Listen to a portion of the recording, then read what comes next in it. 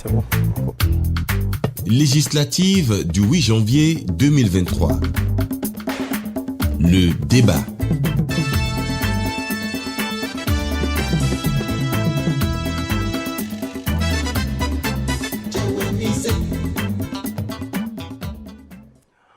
Bienvenue à ce plateau spécial consacré au débat entre les 7 partis politiques en lice pour renouveler le Parlement béninois en janvier prochain. Justement, comme vous pouvez le voir, ce plateau est brandé avec des illustrations de symboles nationaux.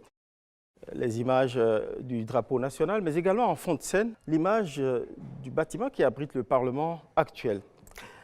Ce tout premier débat d'une série de 7 se fera dans un instant sur l'une des plus importantes fonctions du Parlement comme contre-pouvoir, le contrôle de l'action gouvernementale. Comment appréhendent-ils cette prérogative? Ceux-là même qui veulent aller représenter le peuple au Parlement pour veiller à la bonne administration du pays au bénéfice du destin commun. Quelle promesse d'un usage efficace ou peut-être d'un renforcement de ce pouvoir du Parlement face à celui du gouvernement? Et puis cette question aussi, ce levier de contre-pouvoir du Parlement qu'est le contrôle de l'action gouvernementale a-t-il été bien utilisé par la législature sortante? Pas assez ou pas du tout? Autant de questions déclinées en 5 formulations que nous allons poser aux représentants des 7 partis politiques en compétition. Mais nous avons sur ce plateau, il faut le dire tout de suite, 6 partis qui ont répondu à l'appel de ce débat organisé par la HAC Moriti. On espère bien que le BR va pouvoir allier les 6 autres plateaux organisés à cet effet. En face de moi, mon binôme François-Xavier Noumon de E-Télé va vous présenter les différents représentants des partis politiques ici présents, mais également les règles qui vont gouverner ce débat. François-Xavier Noumon. Merci Ozias. Bonsoir chers téléspectateurs, bonsoir à vous, messieurs les débatteurs de ce plateau comptant pour les législatives du 8 janvier 2023. Vous êtes tour à tour sur ce plateau, Guy Dossou Mitokpe, représentant le parti Les Démocrates, Idrissou Bako, représentant le parti FCBE, Modeste Derroutin, représentant le parti Moël Bénin, Gafarou Raji, représentant le parti MPL, Gérard Benochi, représentant le parti UP Le Renouveau, et Cyril Yaovi Djikoui, représentant le parti UDBN. Cet ordre est issu d'un tirage au sort et sera donc celui de la prise de parole. Pour les règles de ce débat, voici comment il a été entendu et accepté par tous qu'il se déroule en équité et transparence. Le débat va durer 90 minutes. Pour les 5 questions formulées et à afficher respectivement, le temps de parole est de 12 minutes 30 par représentant de parti à raison de 2 minutes 30 par question. Le temps de parole pouvant être ajusté ou compensé d'une question à l'autre selon le temps de réponse ou l'inspiration du débatteur jusqu'à atteindre le quota précédemment annoncé. Les mêmes questions seront posées à chaque débatteur. Et comme Ozias le relevait, le représentant du parti Bloc républicain n'étant pas de la partie, son temps de parole sera donc équitablement réparti à votre profit. Merci François-Xavier Noumon. Et ce sont les démocrates représentés par Guy Mitokpe selon l'ordre d'attribution de parole retenu après un tirage au sort, qui vont prendre la parole par la voix de Guy Mitokpe. La question toute simple qui sera posée à tous, chacun ici. Quelle est l'importance, à vos yeux, de cette fonction fondamentale qu'est le contrôle de l'action gouvernementale par le Parlement? Comment l'appréhendez-vous? Merci infiniment, monsieur le journaliste. Je voudrais, avant tout propos, remercier l'initiative de nous donner la parole. Je crois que la fonction de contrôle de l'action gouvernementale déférée au Parlement est une fonction capitale. Je dirais même que c'est l'essence. C'est vrai que quand on parle de parlementaires, de députés, on pense souvent aux législateurs. Mais en dehors de légiférer, ils contrôlent l'action du gouvernement et ils consentent l'impôt. Donc, c'est un rôle capital, comme je le disais tout à l'heure. Et tout parlement qui est dépourvu de ce rôle, en réalité, n'en est plus un. Donc, personnellement, la dernière législature qui a fondamentalement joué ce rôle de contrôle de l'action gouvernementale remonte de 2019, je crois, à la 7e législature, qui selon moi était véritablement dans ce rôle, a joué ce rôle dans tous ses compartiments. C'est ce que je peux dire pour le moment. Idrissou Bako. Merci beaucoup. Selon l'article 79, alinéa 2 de la Constitution, le Parlement exerce le pouvoir législatif et contrôle l'action du gouvernement. Donc l'action du gouvernement est la deuxième fonction du parlementaire. Cette fonction est tellement importante que nous devons savoir que la gestion du pays est confiée à un gouvernement et ce gouvernement a besoin des représentants du peuple pour apprécier comment ce pays est géré. Voici pourquoi. Pour ce qui concerne toutes les actions que mène le gouvernement, il est nécessaire qu'au niveau du Parlement, que cette fonction soit bien exercée. C'est une fonction qui a d'ailleurs déserté le forum pour la législature finissante, ce qui a fait que, aujourd'hui, lorsque vous regardez au niveau de la population, le débat parlementaire ne crée pas d'enthousiasme au niveau de la population. On a connu des législatures, lorsqu'on dit qu'il y a un débat, une retransmission d'un débat parlementaire, alors toute la population est intéressée. On veut suivre le débat comme si c'était un match de football. Mais aujourd'hui, il peut y avoir 1000 débats, 1000 retransmissions, vous ne voyez pas l'adhésion de la population, vous ne voyez même pas les gens s'en intéresser. Donc ça veut dire que cette fonction est très importante et pour la population, pour le Béninois, c'est très important pour qu'il puisse savoir ce qui se passe dans le pays, pour qu'il puisse savoir si ses préoccupations sont prises en compte par ses représentants à l'Assemblée nationale. À présent, Moël Bénin pour prendre la parole. Alors, sur la même question. Oui, merci. Je pense que, comme l'ont dit mes prédécesseurs, la seconde fonction la plus importante donc, des parlementaires, c'est bien le contrôle de l'action gouvernementale. C'est vrai que ce contrôle-là n'a pas été suffisamment fait pour cette législature-là.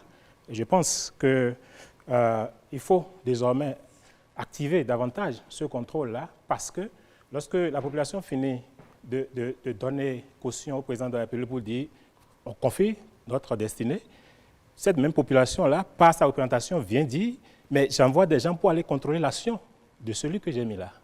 Alors, malheureusement, ce pan-là n'a pas été vraiment florissant pour cette législature-là, ce qui nous amène à forcément dire qu'il faut qu'on y soit pour ajouter ce qu'il manquait.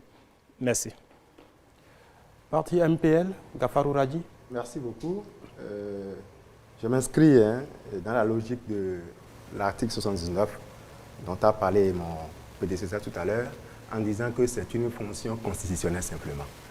Et en tant que tel, il est du devoir du député de ne pas déroger à cette fonction-là. Qu'est-ce que alors contrôler l'action gouvernementale? C'est comme par exemple vous envoyez vos enfants à l'école, vous assurez de tout ce qu'il faut pour qu'ils aillent à l'école et qu'à la fin, vous les laissez seulement, vous ne faites pas un contrôle a priori de ce que vous ne contrôlez pas leur cahier, vous ne contrôlez pas leurs devoirs, vous ne faites rien et vous attendez à ce qu'il y ait un bon résultat. À la fin, je pense que les objectifs ne seront pas atteints. C'est juste cette action qui a été déplacée au niveau national et dans un cadre législatif pour pouvoir dire que le député a l'obligation, puisque le député vote le budget, et si on on confie le budget au gouvernement, on doit pouvoir s'assurer de ce qui est fait du budget. L'autre chose, c'est que le député est le représentant du peuple. Donc, du coup, il a l'obligation de veiller aux intérêts du peuple. Le peuple n'ayant pas cette possibilité d'interpeller directement le gouvernement, alors le député a cette responsabilité de le faire. Alors, mais on a observé, comme le dit tout le monde ici, que cette fonction, bien que régalienne, constitutionnelle et importante, a totalement déserté le forum, n'a presque pas existé depuis un bon moment. L'honorable Guy Mitokwe faisait référence à la législature, à la 7e législature. Je dis, on peut dans une certaine mesure donner une certaine carte blanche à cette législature, mais avant, il y a eu des législatures qui nous ont montré ce que c'est véritablement le contrôle de l'action gouvernementale. J'observe qu'aujourd'hui, le débat politique n'existe plus. Le débat parlementaire n'existe plus, au point où les populations n'ont pas d'engouement à aller voter. Quand on parle du vote, surtout dans le cadre des élections législatives, les populations ne savent pas ce qu'est réellement. Il faut envoyer un député à l'Assemblée pour faire. Il est important, urgent même, de régler ce problème, de faire renaître la confiance aux populations qu'en réalité, c'était juste un accident de parcours et que désormais les choses se feront mieux. Autour de l'UPR, représenté ici par l'honorable Benonchi. Merci beaucoup. Oui, le rôle du député, c'est de voter les lois, de contrôler l'action du gouvernement et de représenter la nation. Je pense que toutes ces fonctions sont liées. Je puis dire que la législature finissante a parfaitement et convenablement joué ce rôle. Pour preuve, vous voyez, le jour où le chef de l'État a fait son discours sur l'état de la nation, il a dit que il a félicité le Parlement sortant qui aurait été plus prolifique que n'importe quel autre Parlement. Ça veut dire celui qui est consommateur des lois, qui envoie les projets de loi, qui sait quelle collaboration il y a eu entre le Parlement et lui, il n'y a que lui qui puisse bien l'apprécier. Et moi, j'ai dit que le contrôle de l'action gouvernementale a été convenablement fait par la législature finissante à travers les questions orales, les questions écrites au gouvernement et les jeudis. Nous avons consacré, le Parlement finissant a consacré les jeudis pour que les ministres viennent plancher devant le Parlement pour répondre aux questions que les députés leur ont posées. Et la presse est là pour témoigner que plusieurs fois, plusieurs ministres sont passés. On a posé des questions auxquelles les ministres sont venus donc répondre devant le Parlement.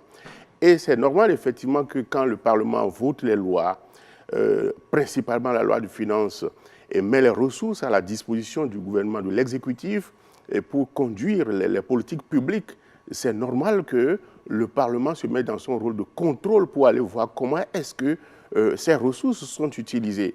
Et vous savez que le Parlement finissant a bien fait ce rôle de par les votes des lois de règlement. Vous savez que la Cour des comptes est l'organe technique, est le bras technique de l'Assemblée nationale qui permet de vérifier le contrôle de l'usage auquel les fonds publics ont été destinés et produit son rapport à l'Assemblée nationale. Et ce rapport est étudié par les députés, débattu et voté. Et c'est ça la loi de règlement. Nous l'avons fait régulièrement et sommes à jour aujourd'hui. Le Bénin est à jour en ce qui concerne les lois de règlement. Nous avons voté jusqu'à la loi de règlement 2020.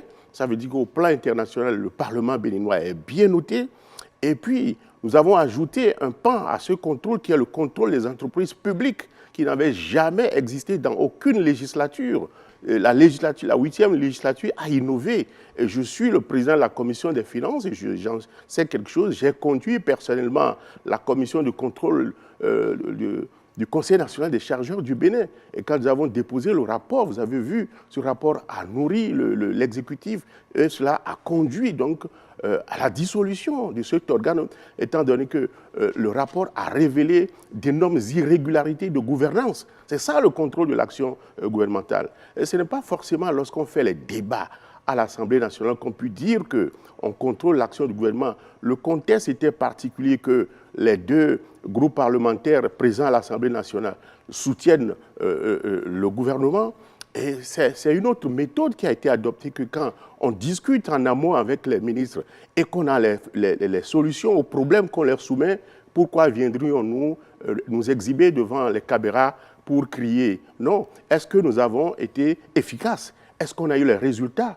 Mais oui, à travers tout ce qui a été réalisé dans le pays, personne ne peut contredire tout ce qui a été fait. Ça veut dire que le Parlement finissant a convenablement joué son rôle.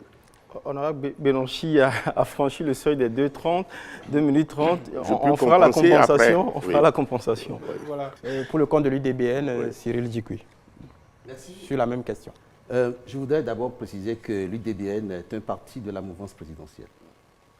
Je tiens à le préciser. Le contrôle de l'action gouvernementale est une prérogative du peuple souverain.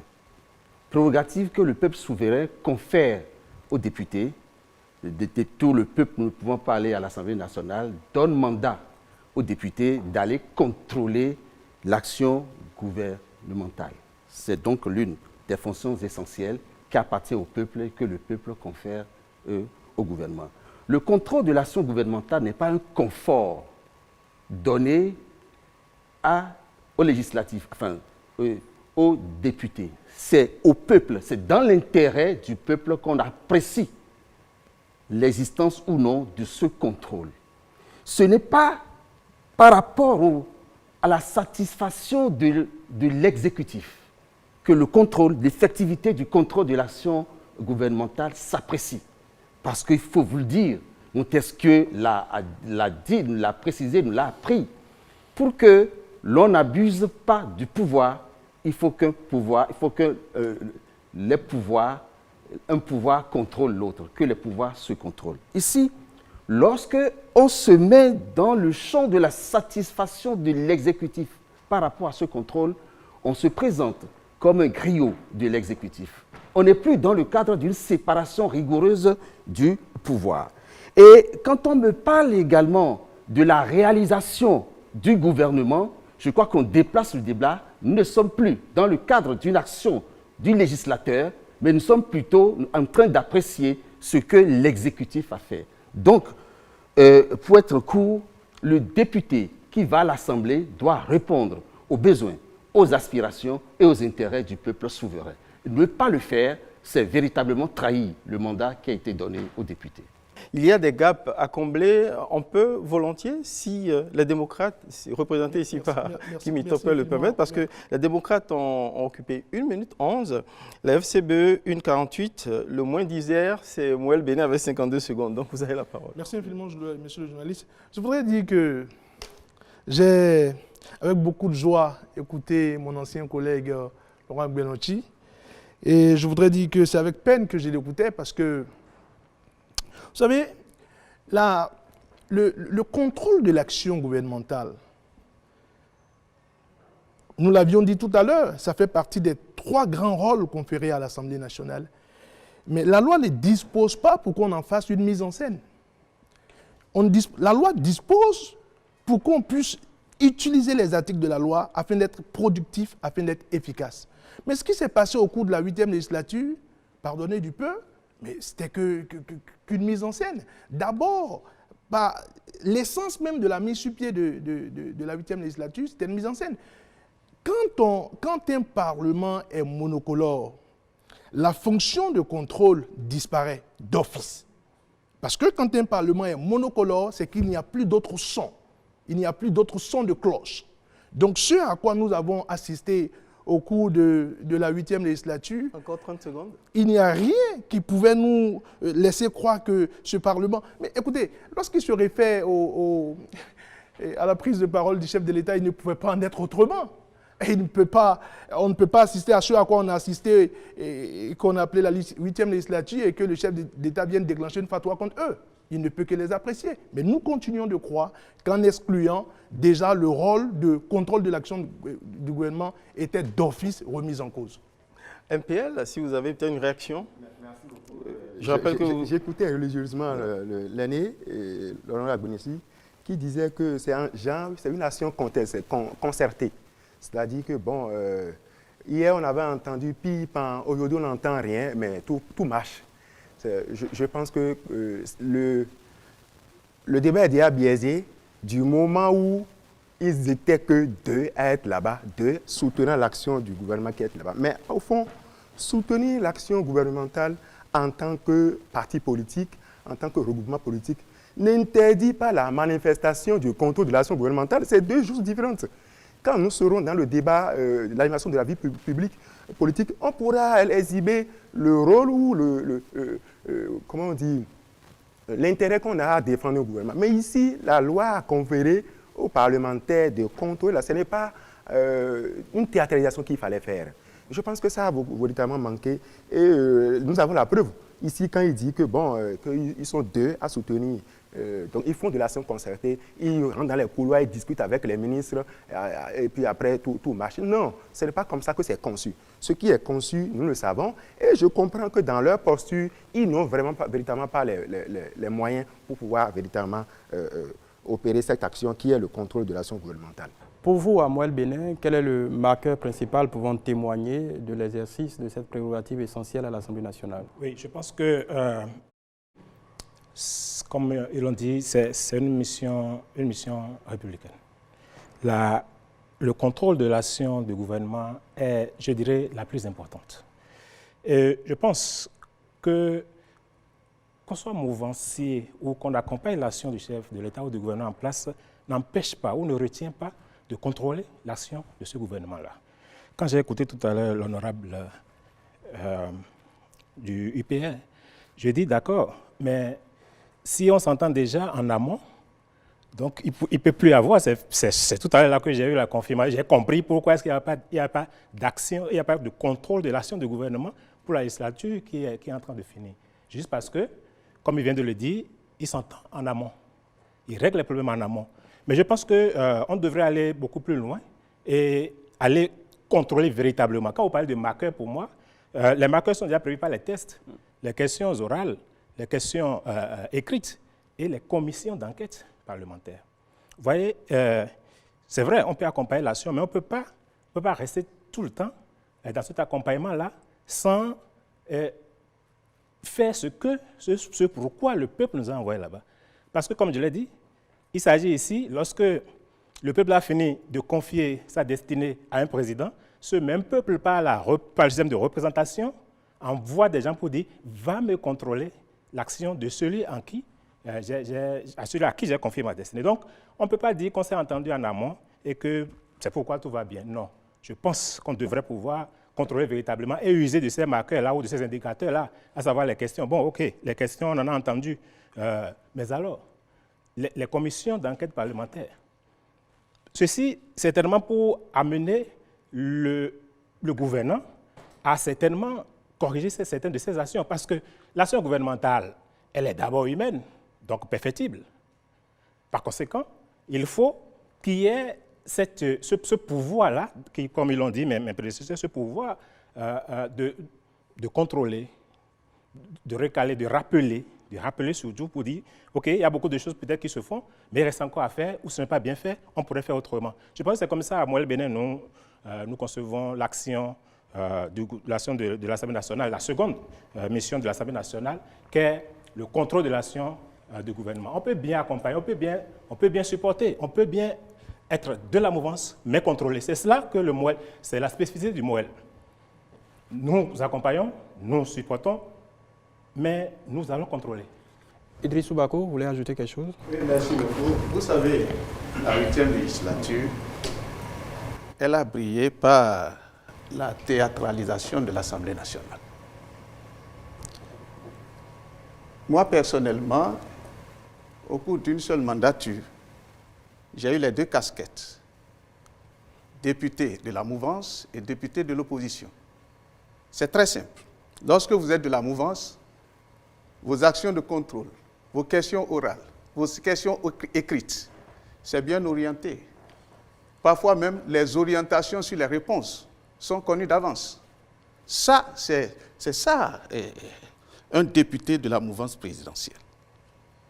Lorsque vous êtes de l'opposition, alors là, vous êtes en ce moment-là plus aguerri, plus attentif aux problèmes de la population, et vous arrivez à poser les questions, vous arrivez à poser des actions de contrôle réel.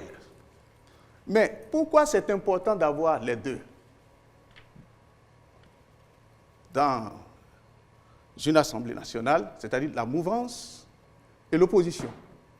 Parce qu'il arrive des questions de préoccupation nationale qui sont posées même par les députés de l'opposition et parfois encouragées par les députés de la mouvance. Parfois, vous posez les questions et cela inspire ceux qui soutiennent l'action du gouvernement. Et puisque c'est une préoccupation nationale, vous arrivez à vous entendre et à tirer sur la sonnette d'alarme pour dire attention. Et c'est nécessaire. Donc, tout ce que nous avons vécu, c'est la configuration de l'Assemblée nationale, la 8e. Monocolore, il a dit, deux blocs qui soutiennent l'action du gouvernement. Et je pense que pour bien animer la démocratie, il faut se mettre dans une logique de ne plus jamais vivre ça, plus jamais ça. Et je dis, si j'étais député de la 8e législature, vers la fin de la mandature, je vais prendre une pancarte pour dire, nous réclamons les opposants à l'Assemblée nationale, parce qu'ils vont nous faciliter la tâche, ils vont nous permettre de prendre en compte les préoccupations des populations et vont nous permettre d'être en harmonie avec cette population. On en a besoin. C'est très nécessaire pour la vitalité de notre démocratie. On va avancer sur la deuxième question. Et cette question, eh bien, elle interroge les moyens, la qualité, la force des moyens prêtés à l'Assemblée, aux députés, pour exercer cette fonction de contrôle parlementaire de l'action gouvernementale. François-Xavier Noumon, c'est à vous de lancer la toute première question. On va revenir au parti les démocrates sur cette question. Dans l'architecture actuelle, l'architecture légale actuelle, comment vous appréciez les moyens qui sont à disposition des députés de la représentation nationale pour contrôler efficacement l'action du gouvernement?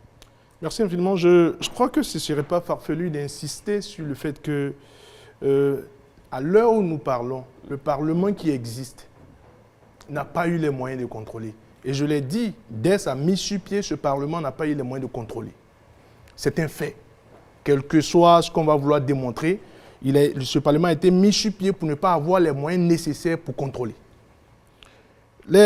La question me ramène un peu à la question des marqueurs. Je crois que la Constitution a déjà indiqué, et puis le règlement intérieur de l'Assemblée nationale aussi s'est prononcé là-dessus. On peut procéder par des commissions d'enquête, on peut procéder par des questions orales, des questions écrites, des questions orales avec débat, des questions orales sans débat. Je vous dis un peu l'efficacité de ces moyens.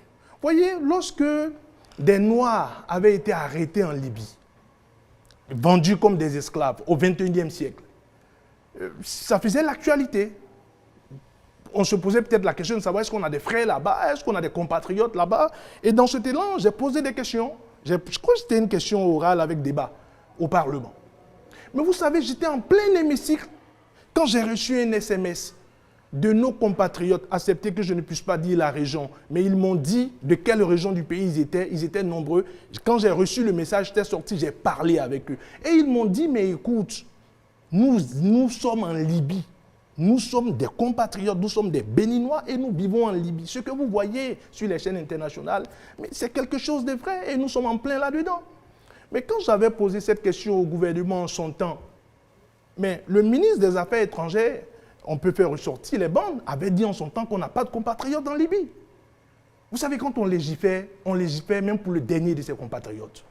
Chaque Béninois compte. Et parce que chaque Béninois compte, le député doit savoir qu'il est là, il a été élu pour tous les députés, pour tous les compatriotes, pour toutes les populations, pour tout le peuple.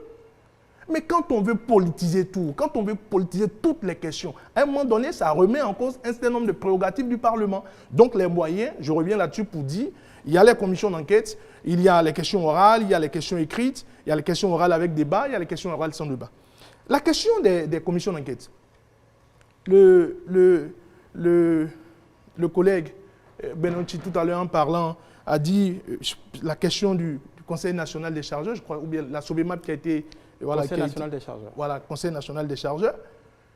Qu'on nous dise les résultats. Est-ce qu'une commission d'enquête a été mise sur pied? Est-ce que cette commission d'enquête a travaillé? Est-ce qu'on a rendu public les résultats de cette commission d'enquête? Parce que quand on dit, je l'ai écouté, quelque part il disait, mais écoutez, les débats ne signifient pas qu'on contrôle forcément. Mais le Parlement, c'est pour parler. Le Parlement, ce n'est pas un couvent. Le Parlement, c'est pour rendre public. On ne peut pas travailler au Parlement et travailler en pleine autarcie. Non, quand on dit non, nous on ne fait pas de bruit, on n'a pas besoin de faire du bruit, l'essentiel c'est les résultats, nous sommes très productifs. Vous ne pouvez pas être productif sans le peuple, parce qu'il s'agit de l'argent du contribuable. Et à ce titre, vous êtes obligé de rendre public ce que vous avez trouvé, ou bien après votre enquête, ce que vous avez trouvé, vous êtes obligé de rendre public. Ce n'est pas une affaire de coût familial. Donc, quand c'est une enquête, et puis une enquête sur une structure privée ou une structure publique, rendez public les résultats. Et puis ensemble, il a dit, maître le représentant de l'UDBN, la prérogative de contrôle appartient au peuple. Le peuple, à son tour, délègue au Parlement. Donc, au nom de quoi ce Parlement, une fois en train de travailler maintenant, dit, mais écoutez, moi, parce que je vais travailler, laissez-moi travailler, je n'ai pas envie de faire du bruit. Ce n'est pas du bruit, c'est que ça rentre aussi dans les prérogatives du Parlement de rendre public ce qui a été trouvé. Merci. On passe la parole au parti FCBE. Quel est votre regard sur les moyens offerts aux députés pour contrôler l'action du gouvernement? Merci beaucoup. En principe, il ne devait pas avoir de problème par rapport aux moyens. Lorsqu'on prend en compte les dispositions constitutionnelles, le règlement intérieur de l'Assemblée nationale, c'est qu'on doit se rendre compte que par rapport aux moyens, les dispositions sont prévues. On a parlé des questions orales sans débat, les questions avec débat, des questions écrites, des questions d'actualité, les enquêtes parlementaires et les commissions. Tout ça, pour mener correctement cette fonction, on a besoin d'un budget. En principe, le problème de budget aussi ne devait pas se poser. Mais lorsqu'on se retrouve dans la situation de la 8e législature, c'est que, a priori, on peut se contenter du minimum. En se contentant du minimum, c'est qu'on a réduit les moyens. C'est ça. Et à travers ces dispositions, le peuple, le collègue l'a dit, le Parlement, c'est pour parler. Le Parlement, c'est pour montrer au peuple qu'on le représente véritablement. C'est à travers ces différents moyens-là que le peuple, en suivant le débat parlementaire, se retrouve. Aujourd'hui, nous avons plusieurs préoccupations. Lorsque vous allez sur le terrain, dans les communes les plus éloignées, il a des préoccupations de cette population. Il a des ressentiments de ces populations. Et ces populations ont besoin d'entendre au moins que certains de leurs problèmes sont discutés à l'Assemblée nationale. Je donne un exemple. Un paysan d'une zone de culture de riz ou bien d'une zone de culture de soja, il se met dans les travaux champêtres, défrichage, labour, semis, entretien, traitement, récolte, stockage, tout. Il fait tout ça. Et pour lui, il a une idée du prix de vente de son produit. Un matin, il attend juste un arrêté ministériel ou bien interministériel qui dit, bon, écoutez, vous n'êtes pas autorisé d'exporter le produit et le prix est fixé à tel. On a besoin des députés pour dire, à ce niveau-là, écoutez, membres du gouvernement ou bien ministres en charge de l'agriculture ou bien du commerce, dites-nous les paramètres qui vous ont permis de fixer ces prix. Le paysan veut écouter ce débat. Mais lorsque le paysan ne l'écoute pas, il se dit que c'est imposé. Et il ne comprend pas. Là, il n'est pas en harmonie avec ses représentants. Or, si le débat est fait, des paramètres seront donnés, des justifications seront données, et peut-être que le prix là est bien. Et peut-être que le prix n'est pas rémunérateur. À ce moment-là, l'Assemblée nationale, les parlementaires attirent l'attention du gouvernement pour qu'un prix rémunérateur soit fixé. Et là, vous allez voir, ce serait dans la grande joie de toute la masse, de toute la population et de tous les paysans. Voici ce que nous nous reprochons en fait. De manière opérationnelle, voici un exemple. Je vous remercie. Oui, je pense que les moyens existent. Les députés de la 8e ont choisi de ne pas utiliser ces moyens-là. Les moyens existent, comme ils l'ont rappelé, les moyens constitutionnels existent, les moyens réglementaires existent. Donc, ils ont choisi simplement de ne pas utiliser ces moyens-là ou alors d'utiliser d'autres moyens qu'on ne saurait dire ici. Sauf que, lorsque vous êtes dans l'action, vous êtes dans le contrôle de l'action du gouvernement, vous devez parler. Ça, là, il faut le dire. Sinon, le peuple ne peut pas vous suivre. Il faut dire les positions. Quelle que soit, par ailleurs, votre position, il faut dire ce que vous pensez pour que la population puisse vous suivre. Puisque c'est la population qui vous a envoyé là-bas. Donc, moi, je pense que les moyens, il y en a. Les députés de la 8e n'ont pas voulu les utiliser. Les moyens financiers et budgétaires aussi, je pense qu'il y en a. S'ils veulent bien, ils vont le faire. Et je pense aussi que le chef de l'État n'a jamais interdit à la législature actuelle de ne pas contrôler son action. Jamais. Le chef de l'État ne l'a jamais interdit. Il a même souhaité. Donc, je n'ai pas compris pourquoi. Cette législature-là est restée pratiquement muette sur cette question-là, qui, pour ma part, reste la plus importante et la plus je dirais, fondamentale pour les populations. Ouais.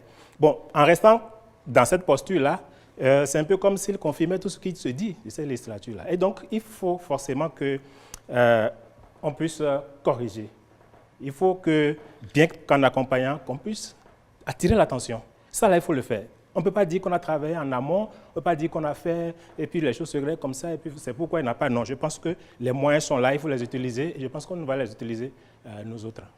Au parti MPL à présent, d'apprécier les moyens mis à la disposition des députés pour contrôler l'action gouvernementale et surtout l'usage qui en a été fait. Merci beaucoup. D'abord, je pense que nous faisons, le débat est un peu biaisé quand nous parlons de 8e législature. Pour nous, cette législature n'avait jamais existé. Pour nous, c'est la prochaine législature qui serait considérée comme la 8e législature, puisque on ne peut pas, ce qui s'est passé pour qu'il soit là, c'est tout sauf démocratique, c'est tout sauf élection pour pouvoir crédibiliser notre démocratie. Cependant, j'observe juste que la 8e législature, comme on en parle, pense que titiller le gouvernement, c'est leur ôter leur mission de soutien du gouvernement. Ce n'est pas ça. Et je pense qu'il y a assez de problèmes, il y a assez de règlements qu'il faut faire. L'autre chose, c'est que quand on parle de l'action gouvernementale, les mécanismes sont clairs, hein, tout le monde l'a déjà rappelé ici. Je pense seulement que l'action manque d'un peu de réglage ou bien une touche particulière et que nous pensons que nous allons apporter. Nous pensons que la touche qu'il faut pour véritablement, puisque au fond, nous avons déjà assez de couvents dans le pays pour que l'Assemblée nationale s'y ajoute pour devenir encore un couvent. On y va au Parlement pour parler. Donc on ne va pas dire que nous sommes au Parlement pour voir les ministres en coulisses, discuter avec eux, leur écrire les lettres personnelles. Non, nous sommes allés représenter le peuple souverain qui nous a envoyés en mission et qui attend de nous. Parfois, vous allez voir des gens, ils disent, lui aussi c'est un député, les peuples disent c'est un député parce que pendant 4 ans, il n'a jamais vu parler. Pendant 4 ans, il n'a jamais vu. Et puis mieux, le peuple n'a aucun moyen pour demander des comptes aux députés qu'il envoie au Parlement. Je pense qu'il faut faire des choses qu'il faut régler. Et nous pensons que pour pouvoir véritablement, ce qu'il faut ajouter à tout ce qui est mécanisme de contrôle de l'action gouvernementale. On va revenir sur cette question. Donc je pense qu'il faut que le peuple aussi ait un moyen de contrôle, un moyen pour faire pression sur le député, pour que le député sente que si désormais je ne travaille pas rigoureusement, je ne fais pas ce pourquoi on m'envoie au Parlement, je risque d'avoir une sanction. Et de plus en plus, nous parlons de redevabilité. L'action on t'a envoyé au gouvernement, au Parlement, l'action que tu as allé effectuer là-bas, tout ce que tu as fait là-bas, est-ce que le peuple, ça entre dans la vie du peuple, ça a un impact sur la vie du peuple? L'honorable dit Soubako tout à l'heure, donnez un exemple palpable. Le peuple a besoin de savoir pourquoi une telle décision et quelle est la finalité, quel est l'impact sur sa vie. UP Le Renouveau. Merci. Je pense que quand j'étais intervenu, j'ai dit que le contrôle de l'action gouvernementale s'opère à travers les questions orales, les questions écrites, les questions orales avec débat, sans débat, les missions parlementaires d'enquête, le contrôle public des entreprises, et que la 8e législature en a fait suffisamment, même a consacré les jeudis pour ça. Mais quand les camarades d'en face interviennent, ils continuent de dire qu'on n'a pas fait de contrôle. On en a fait assez. Et puis, les résultats sont là, les rapports sont là. On en a fait. Vous pouvez dire, critiquer, dire vous n'en avez pas fait assez. Mais nous, on en a fait.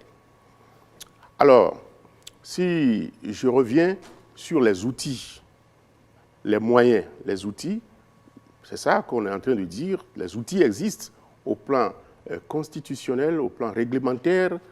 C'est tout ce que nous sommes en train de dire là, qui sont les moyens par lesquels les députés doivent faire le contrôle de l'action gouvernementale. Pour les questions orales, les questions écrites et autres, vous n'avez pas besoin de ressources pour ça. Il suffit de poser les questions sont programmées, les ministres sont invités et on débat.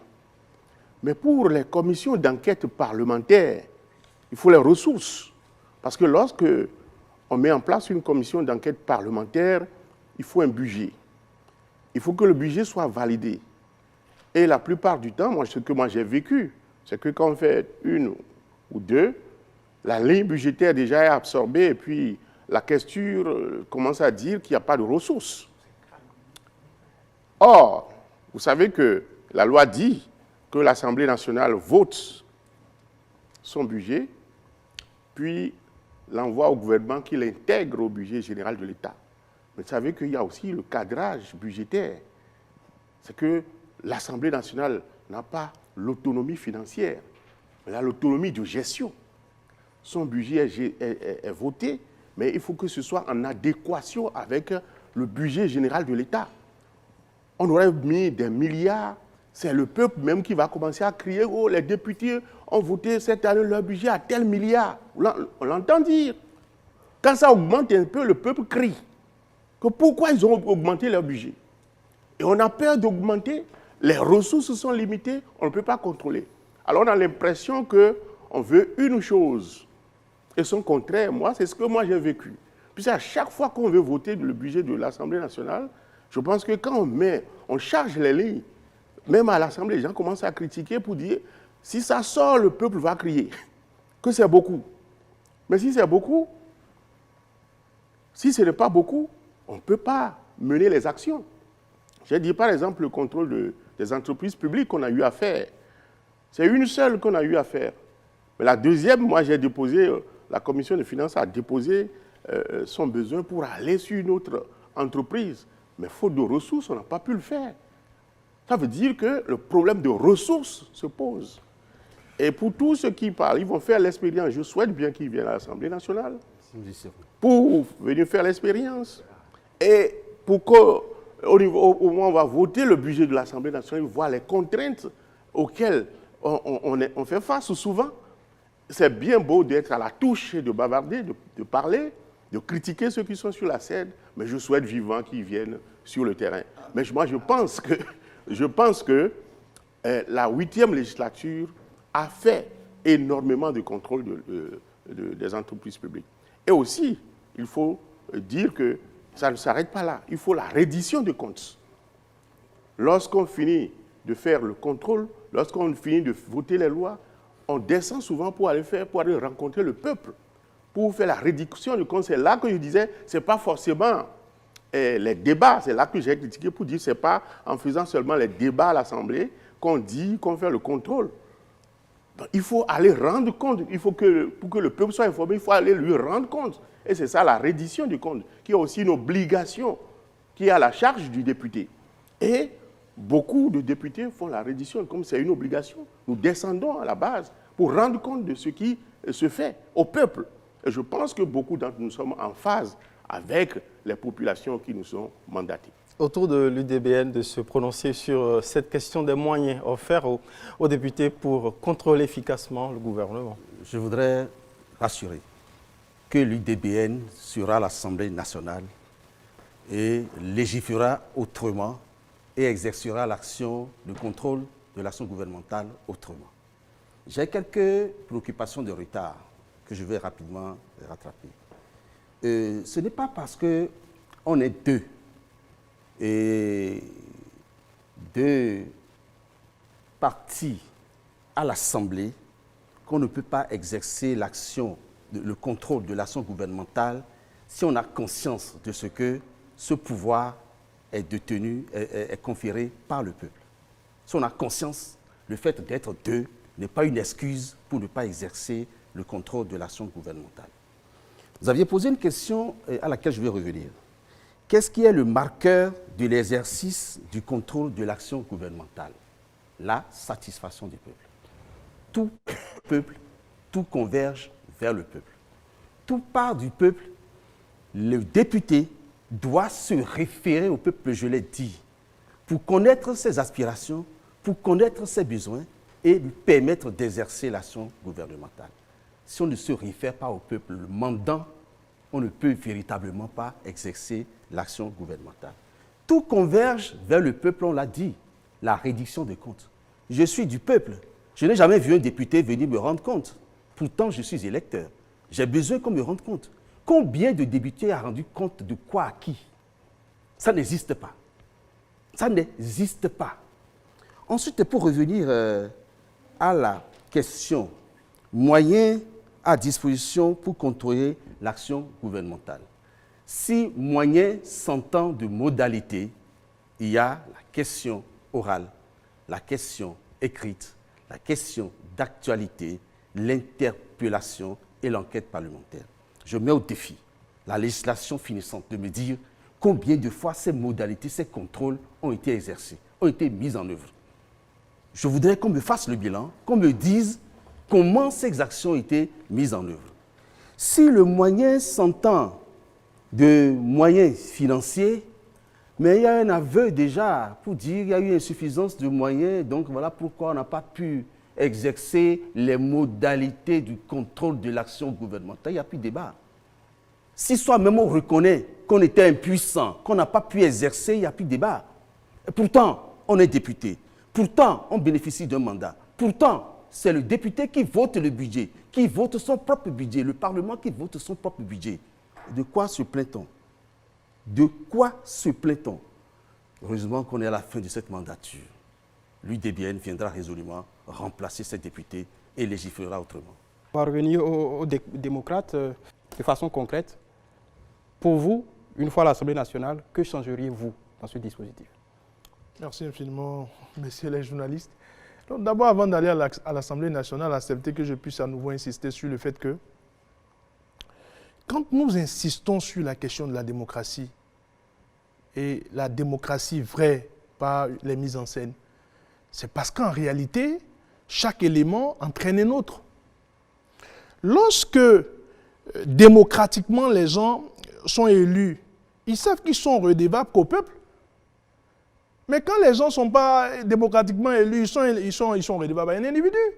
Et tant que vous serez redevable à un individu, vous ferez le salam alek. Et quand on fait le salam alek, on parle peu.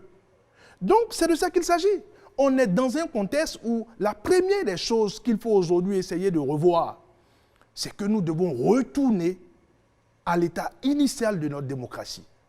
Nous espérons bien que ce que nous voyons comme ouverture, c'est-à-dire la prochaine élection législative sera que tout sera mis en œuvre pour que ce soit une élection transparente, ouverte et que chaque institution puisse jouer son rôle, parce que nous, on jouera le nôtre. Nous, on ira vers les populations, on parlera et puis on va espérer que les résultats qui sortiront des urnes puissent être respectés. Ça part de là. Quand vous savez que parce que les populations n'ont pas d'eau, parce que les populations ne sont pas bien éduquées et que c'est pour cela que vous avez été élu. J'ai pris tout à l'heure la question de certains compatriotes qui se sont malheureusement retrouvés dans le bourbier libyen. Mais c'est pour ça que vous êtes élu. Et quand vous parlez avec ces personnes, vous savez que vous n'avez pas droit à l'erreur.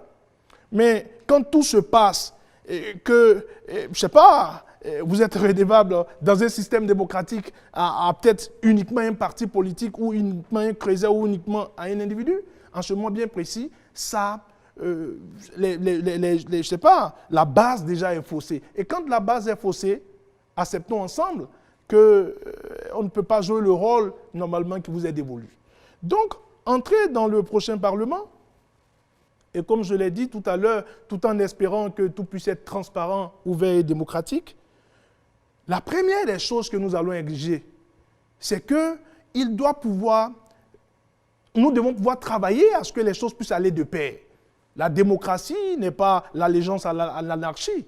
Nous voulons un peuple, nous voulons une nation démocratique, mais qui rime en même temps avec développement.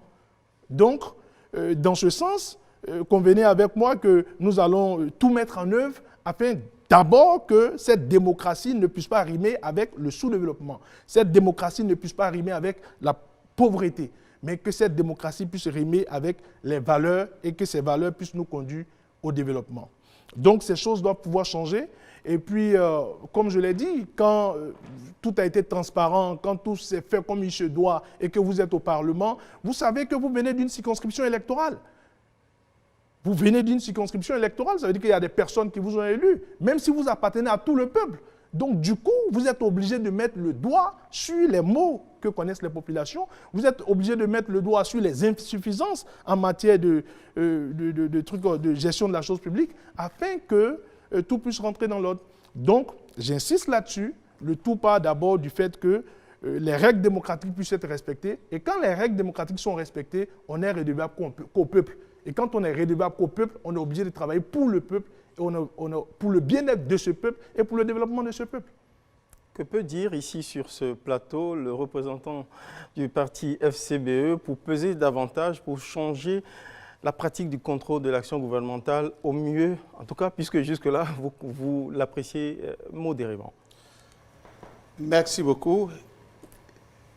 Au niveau de FCBE, en se référant sur le constat qui est fait, nous voulons aller à l'Assemblée nationale avec un programme de législature. Notre programme de législature, nous l'avons titré « Un Parlement du peuple pour le peuple ». Et pour y arriver, nous avons une méthodologie. Nous proposons une méthodologie.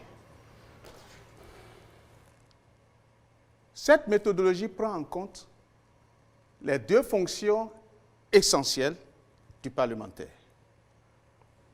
Pour ce qui concerne, par exemple, la question du vote des lois, selon l'article 105 de la Constitution, alinéa 1er, c'est qu'à ce niveau, la loi peut être initiée par le président de la République ou par les députés, les membres de l'Assemblée nationale.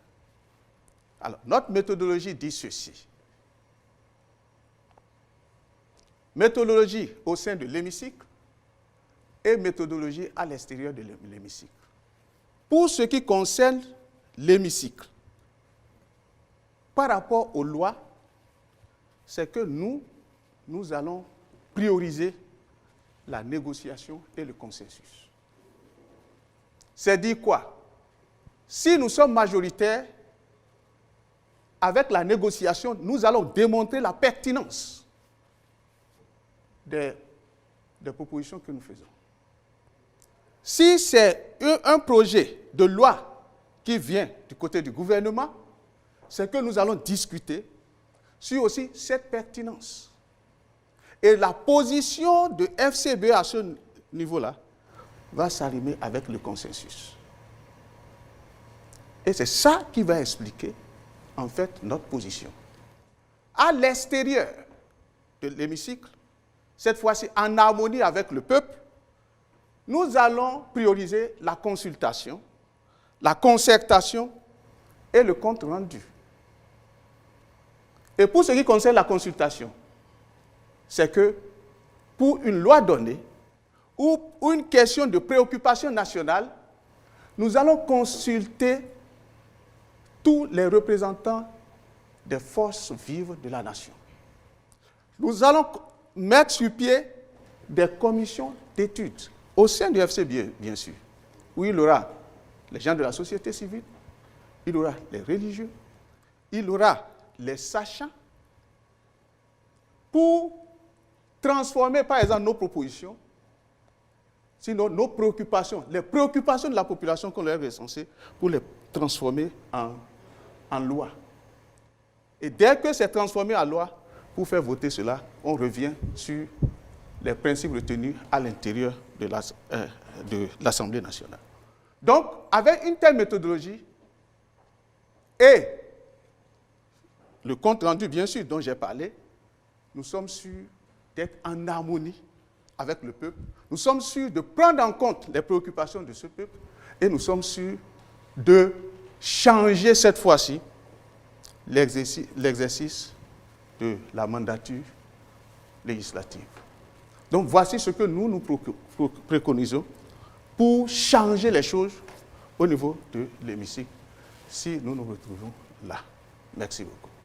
Moi, le Bénin. Je tiens à dire, à revenir sur un propos, la 8e législature n'a pas existé. Non, elle a existé. On ne peut pas dire qu'elle n'a pas existé.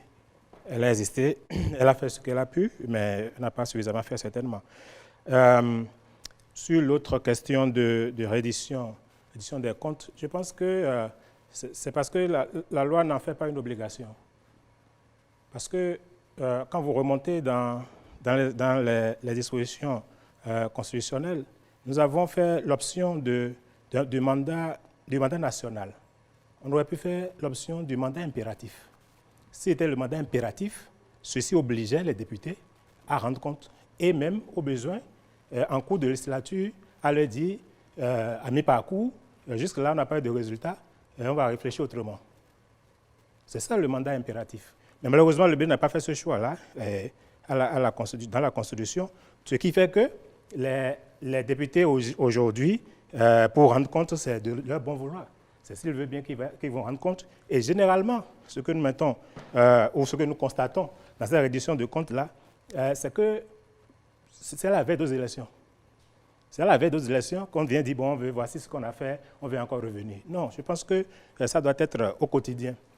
Qu'est-ce qu'on doit faire? Je pense que moi, le Bénin est dans sa position toujours de départ, hein, travailler dans la vérité.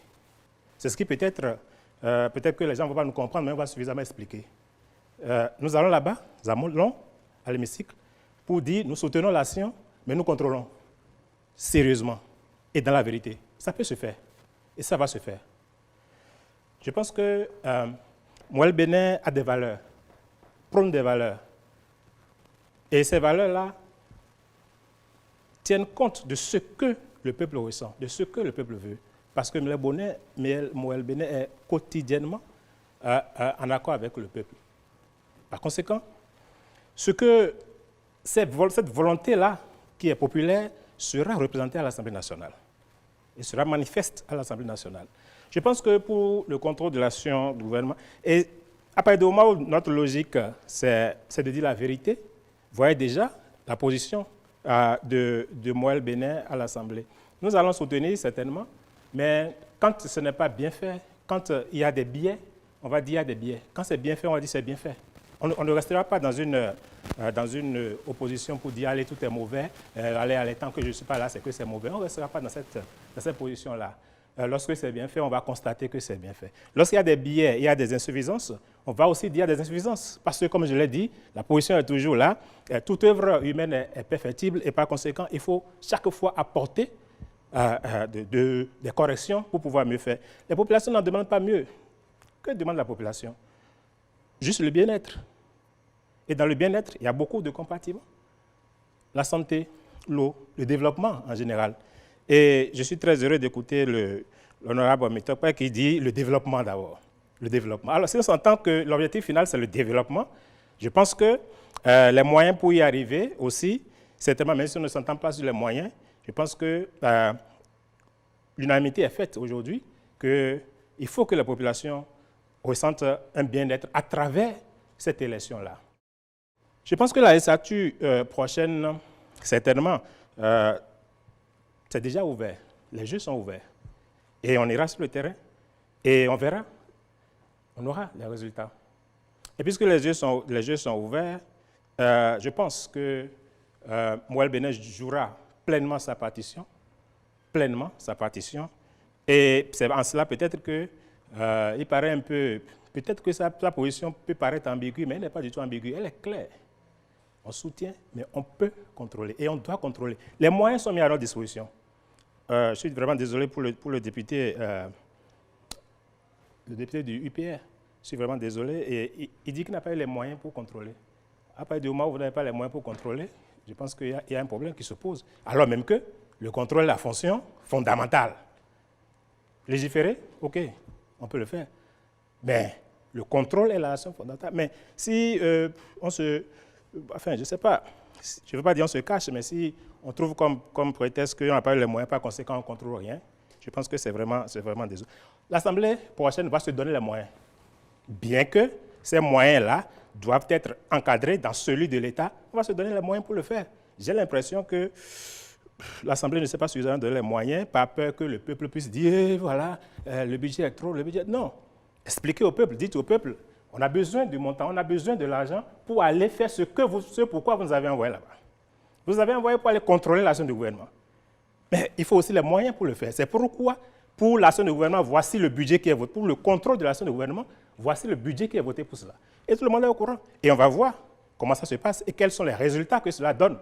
Parce que je pense que cette législature-là, Elle n'est pas pratiquement la seule, hein, sauf qu'elle a brillé juste par une inertie qui ne dit pas son nom. Mais le contrôle de l'action du gouvernement depuis les autres législatures n'a jamais été porteuse. Ça ne donne pas de résultat. Parce que quand vous regardez le règlement intérieur, il est dit que l'Assemblée nationale demande des informations à travers les commissions. Alors si c'est juste pour demander les informations, je pense qu'il y a un problème qui se pose. Si c'est juste pour demander les informations, pour dire, allez, comment ça s'est passé. Et c'est ce que je remarque. Parce que quand ils finissent ces commissions-là, je ne parle pas de ces mandatures, il n'en a pas fait, j'ai souvenance d'une seule. Ou je ne sais plus si c'est le député, comment il s'appelle, je ne sais plus, qui faisait le tour pour dire, allez, on a lancé tous les députés une seule fois à ma connaissance. Ben, pour les autres fois, je ne sais pas comment ça s'est passé, mais il n'y en a pas eu. Mais je dis, lorsque vous êtes à l'Assemblée, au-delà de ces moyens dont vous devez vous donner pour pouvoir contrôler l'action du gouvernement, il faut être porteur d'une certaine valeur. Moël Bénin va réconcilier le peuple avec l'Assemblée nationale. Moël Bénin va réconcilier le peuple. Réconcilier signifie apporter au son de cloche, au besoin, pour dire d'accord, mais on peut mieux faire. C'est cela que Moël Bénin va apporter. Sa présence là-bas, c'est à ça ça sert, et porter aussi les idéaux et les valeurs de ce parti-là. Nous y serons, sans aucun doute, nous y serons fermement et suffisamment représentés. Un écho quasi unanime, sinon général, retentit sur ce plateau pour établir qu'il y a un déficit, à tout le moins, de moyens pour actionner des leviers essentiels de contrôle de l'action gouvernementale. Que faudrait-il changer aux yeux de MPL? Merci beaucoup. Je vais revenir sur une petite histoire ici et là. Le contrôle de l'action gouvernementale a manqué de moyens. C'est extrêmement grave. Il n'y a pas de prix pour ça. Que le peuple ne peut pas crier si nous lui expliquons que ce que nous avons à faire, c'est dans leur intérêt. Mais je pense que nous sommes déjà à la fin de cette manière de faire. C'est pourquoi, au MPL, nous avons travaillé sur ce qui peut être le rôle d'un député à l'Assemblée nationale et quelle serait sa mission réellement pour être en harmonie avec le peuple. C'est à travers notre projet de législature que nous avons bâti le contrat de restauration. Le contrat de la restauration est fondé sur une vision qui est de faire du Parlement béninois un levier de l'enracinement de la démocratie et le développement intégral du Bénin. J'ai entendu de part et d'autre, développement, nous y sommes déjà. Ça va s'opérer autour de 3 piliers essentiels, à savoir la restauration de la démocratie parlementaire, le renforcement de l'action du contrôle de l'action gouvernementale et la définition d'un contrat de mandature avec le peuple. Ici, vous nous demandez qu'est-ce qu'il faut faire dans le cadre du contrôle de l'action gouvernementale. On va y arriver. Nous pensons qu'aujourd'hui, quand on parle du député, on dit le député a la possibilité d'interpeller le gouvernement. Mais le peuple qui l'a envoyé là-bas n'a aucune possibilité. Nous pensons qu'il faut immédiatement. Et que ce soit la première action que nous ferons. Si ça doit faire partie d'une loi, on fera prendre cette loi-là. Ou si ça doit faire partie d'un toilettage du règlement intérieur de l'Assemblée nationale pour que le peuple ait la possibilité d'interpeller le député. Ça peut être interpeller le Parlement et que peut-être par le mécanisme de la zone, puisqu'aujourd'hui nous avons un scrutin de liste, donc c'est par le mécanisme de la circonscription, on peut demander aux députés de la circonscription pour venir répondre. Nous pensons qu'il est impératif que le peuple ait cette facilité, cette possibilité d'interpeller le gouvernement. Si le gouvernement, le député interpelle le gouvernement, le peuple aussi doit pouvoir l'interpeller sur son action. Nous pensons qu'il est urgent pour compléter tous les mécanismes qui existent déjà pour le contrôle de l'action gouvernementale, de mettre la motion de censure. Qu'est-ce que nous appelons la motion de censure? En fait, nous avons pensé que quand le gouvernement est interpellé, le parlementaire interpelle le gouvernement par question écrite ou question orale, tout ce que nous avons rappelé ici, ça s'arrête là. Il n'y a pas action véritablement. On a eu des cas de situations graves au Bénin et on a interpellé et après c'est fini. Nous pensons que désormais, il y aura une motion de censure au point où qui va obliger le gouvernement ou le chef de l'État à démettre l'acteur qui a été reconnu fautif de l'action commise ou qui n'a pas géré son portefeuille aux normes, aux standards reconnus par tous. Nous pensons qu'il est très important que le peuple oblige le député à venir lui rendre compte de son action. Tout à l'heure, la reddition de compte, on dit que ce n'est pas formel, ce n'est pas obligatoire, il n'y a pas de mécanisme formel pour ça. C'est pourquoi nous parlons de reddition de compte, c'est simple. La reddition de compte, c'est quoi? On a dit que nous ferons ceci, nous ferons cela, et à la fin, on vient dire, on vous a dit ça, on l'a fait. Mais ce que vous avez fait, quel est l'impact de ce que vous avez fait sur la vie du citoyen? Donc, nous pensons qu'il faut maintenant aller au-delà de la reddition de compte et penser à la question de redevabilité. Il est très important que le peuple, désormais, les lois, nous pensons que les lois ne doivent pas être simplement initiées par le gouvernement ou par le député. C'est bien évident que le député est le représentant du peuple, mais il faut trouver un mécanisme puisque le peuple a une loi, a un besoin spécifique que le député, une fois à l'Assemblée nationale, puisqu'il n'a pas un mécanisme pour le retourner vers la base, pour demander périodiquement ce dont le peuple a besoin, il faut alors un mécanisme pour que le peuple ait la possibilité d'envoyer des lois, de proposer des lois au Parlement. Ceci peut se faire à travers un mécanisme, à travers le règlement, de revoir le règlement. Puisqu'aujourd'hui, par exemple, la Cour constitutionnelle, tout Béninois, peut porter plainte devant la Cour constitutionnelle. Donc, il faut alors que nous trouvions un moyen pour que le peuple puisse s'exprimer ouvertement à travers l'envoi ou la proposition des lois à l'Assemblée. Donc, en ce qui concerne le contrôle de l'action gouvernementale, nous pensons que ces trois mécanismes seront assez suffisants pour renforcer tout ce qui existe déjà. Et je rappelle que les mécanismes, c'est d'abord permettre au peuple d'interpeller le député. Deuxièmement, mettre en place une motion de censure qui permettra à ce que le gouvernement ou le chef de l'État puisse démettre un citoyen, un acteur dans l'exercice de ses fonctions qui n'a pas agi selon les normes. Et puis enfin, un mécanisme pour permettre à ce que le peuple puisse lui-même envoyer ou faire des propositions de loi. Pour l'UP Le Renouveau. Oui, avant de parler de ça, je voudrais rappeler encore ce que j'ai dit une fois, mais que le représentant de Mouel Bénin n'a jamais voulu entendre. À chaque fois qu'il prend la parole, il dit que nous avons refusé de faire le contrôle de l'action gouvernementale. J'ai dit une fois, les mécanismes par lesquels on contrôle l'action du gouvernement. J'ai listé, et tout le monde connaît ça sur ce plateau, que pour les questions orales, les questions écrites, tout ça là se fait régulièrement à l'Assemblée nationale, sauf si vous n'êtes pas au Bénin. Si vous êtes au Bénin, vous aurez dû suivre régulièrement que ça se fait à l'Assemblée nationale, et que la presse relaie que les ministres font le chemin du Parlement pour aller répondre aux questions que les députés de la 8e législature leur posent. J'ai dit seulement par rapport à deux outils que sont les commissions d'enquête parlementaire et le contrôle public des entreprises, que ces outils-là, pour les mettre en œuvre, on a besoin de beaucoup de ressources et que sur ce plan, on est souvent limité. Mais il ne faut pas dire que j'ai dit que faute de moyens, on a refusé de faire le contrôle de l'action gouvernementale. Je n'ai jamais dit ça. Jamais dit ça.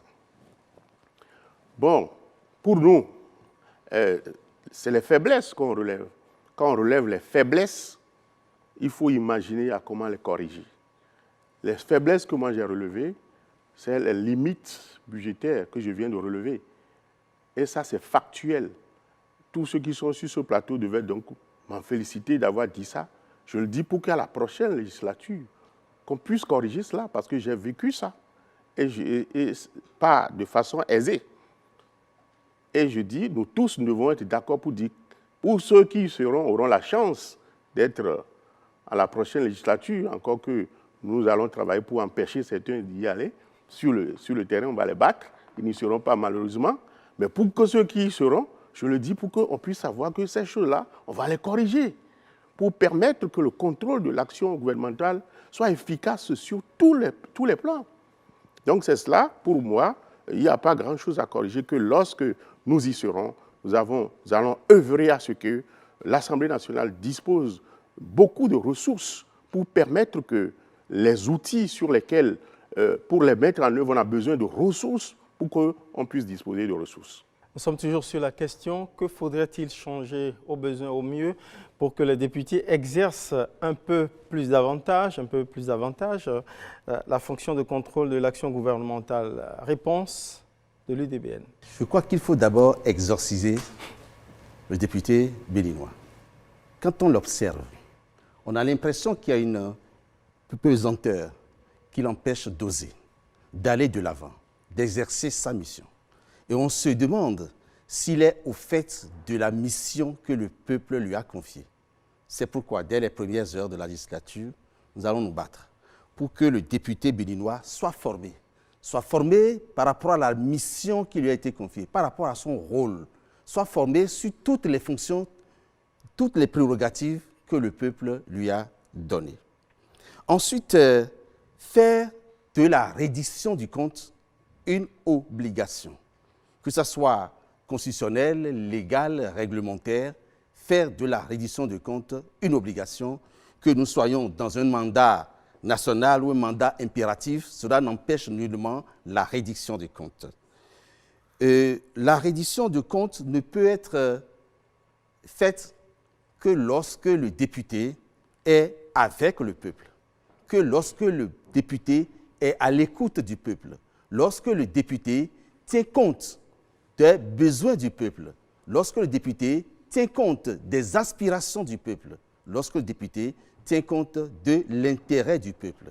Et lorsqu'il est au fait de ces besoins du peuple, il peut à tout moment contrôler l'action gouvernementale. Le contrôle de l'action gouvernementale, ce n'est pas seulement parce qu'on n'est pas en phase, lorsqu'on a des choses à reprocher au gouvernement, qu'il faille exercer l'action gouvernementale. L'action du gouvernement peut être exercée pour obtenir du gouvernement des éclaircissements sur certaines actions, des actions menées dans l'intérêt du peuple. C'est parce que justement le peuple ne comprend pas ce qui se fait pour lui, pour son compte, que parfois il y a cet déphasage entre le peuple et le gouvernement, entre le peuple et ses dirigeants. Donc, nous serons tout le temps à l'écoute du peuple. Nous disons que la reddition des fonds se fera pas trimestre, mais nous serons permanemment à l'écoute du peuple pour pouvoir relayer ses aspirations. Parce qu'à l'UDBN, nous estimons qu'il faut légiférer autrement, qu'il faut faire autrement le contrôle de l'action gouvernementale en tenant bien compte des valeurs que nous avions citées tout à l'heure, des principes que nous avons évoqués tout à l'heure, le besoin du peuple, l'aspiration du peuple et l'intérêt du peuple. Nous avons décidé de légiférer pour la jeunesse, avec la jeunesse. Parce que qu'est-ce que nous remarquons?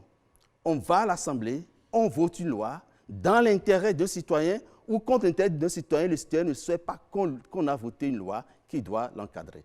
Nous allons associer la jeunesse pour voter les lois qui concernent la jeunesse. Nous allons prendre des lois pour la femme, avec la femme. Ce sont les femmes, elles, qui vont dire de quoi elles ont besoin. Et donc, nous devons donc tenir compte de leurs besoins, de leurs aspirations pour voter des lois. Le député de la 9e législature doit être un député du peuple, doit être un député qui tient compte de la volonté du peuple. Voilà ce que, à l'UDBN, nous ferons à cette 9e législature. Sur ce plateau, tout le monde fait appel au peuple.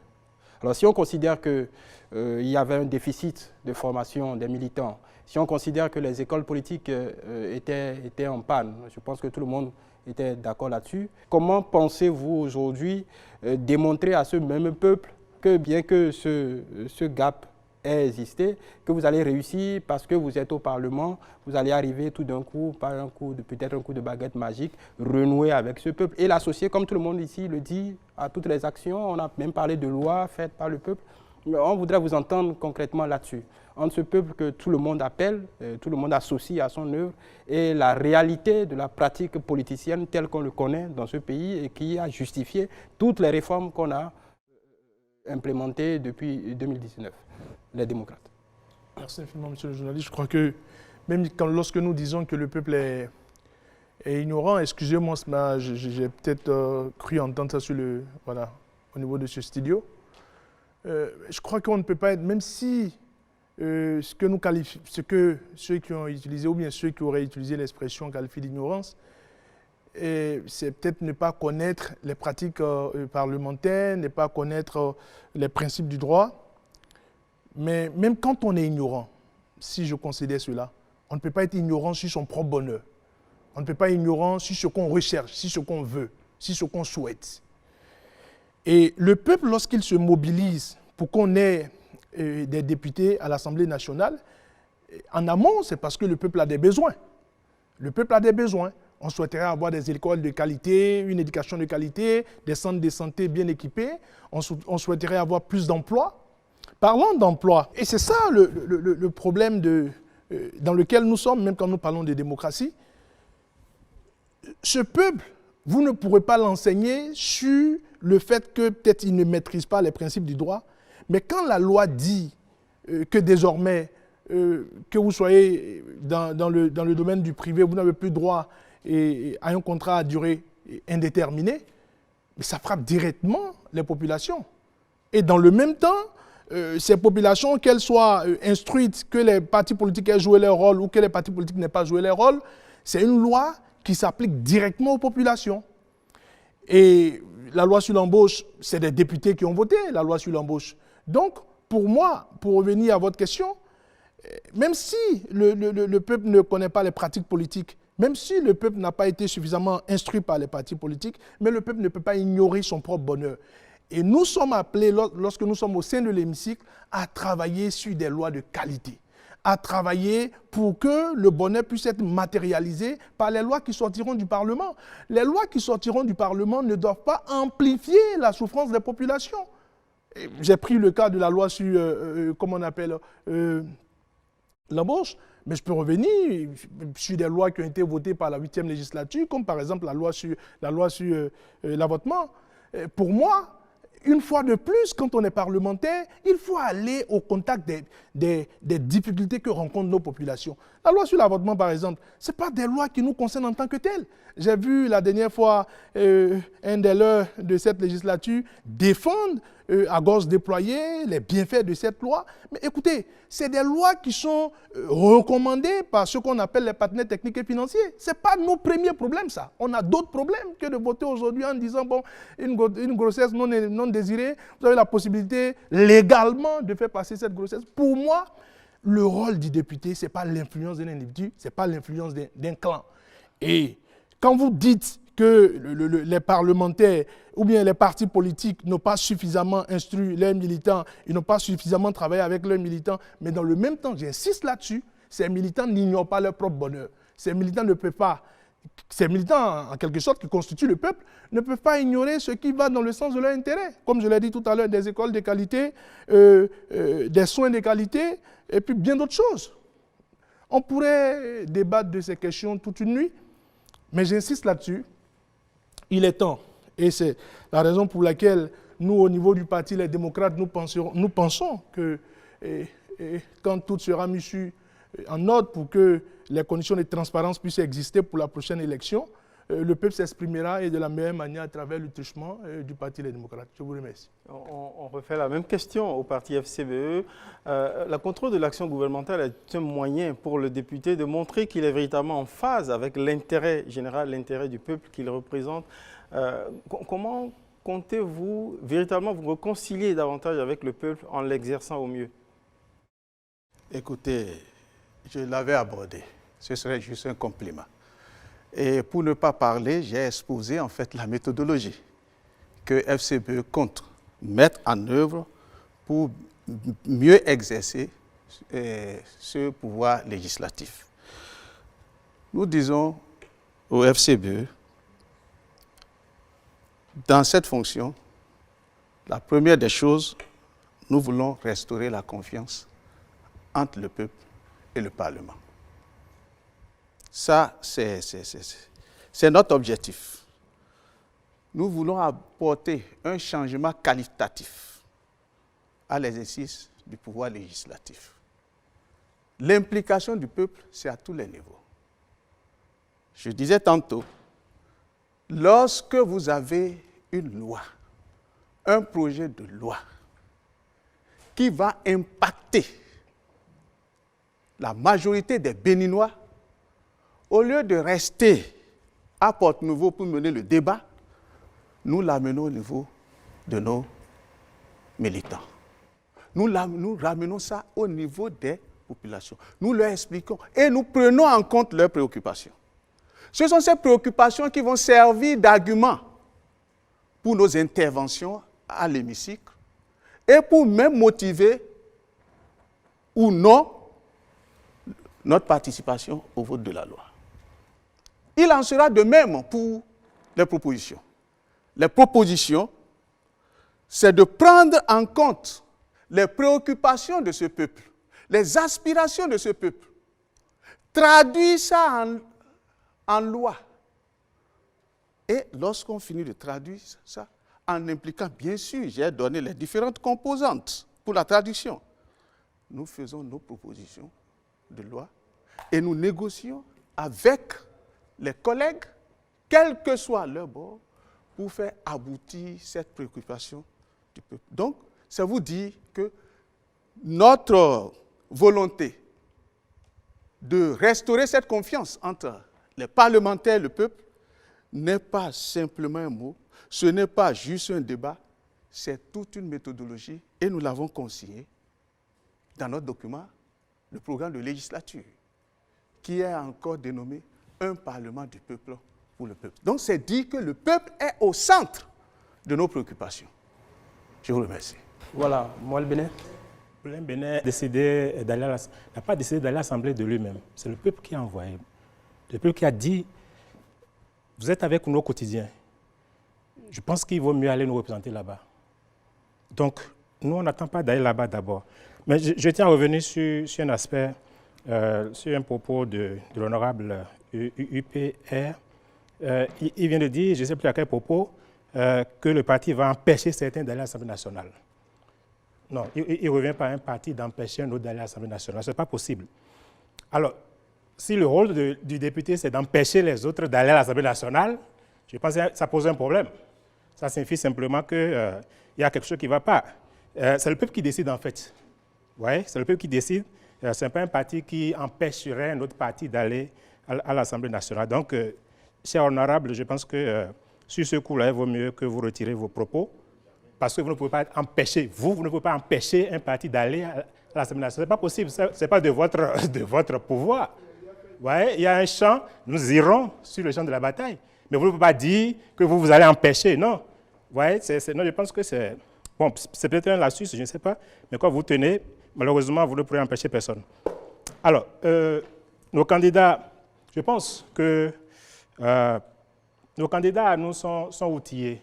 J'ai entendu tantôt que c'est lorsqu'on sera député qu'on va les former. Non. Nous, on les forme au quotidien. Avant, candidats, déjà, on les a formés. Ils savent ce pourquoi ils viennent là-bas. Ce n'est pas une fois là-bas qu'on va dire, OK, venez maintenant, on va vous dire ce pourquoi vous êtes là. Non, c'est bien en amont. Ce qui se fait déjà à Moël Bénin. Nos candidats sont outillés, formés, et savent ce qu'ils doivent faire là-bas, parce que ici du peuple, parce que c'est le peuple qui a dit, allez-y maintenant, nous faisons suffisamment confiance. Donc, sur ce point-là, je pense qu'il n'y a pas à redire, c'est bien cela. En fait, notre présence à l'hémicycle, à la législature 2000, non, la 9e, en fait, ce n'est pas pour plaire à quelqu'un. Nous, on veut faire, on ne veut pas plaire. Ça dit que, voici, il faut qu'on fasse, non.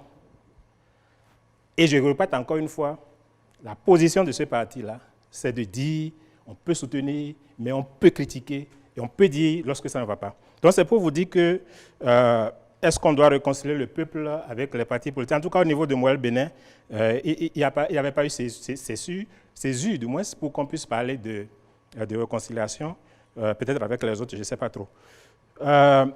Donc, c'est pour dire que Moël Bénin reste droit dans ses bottes et va mouiller le maillot.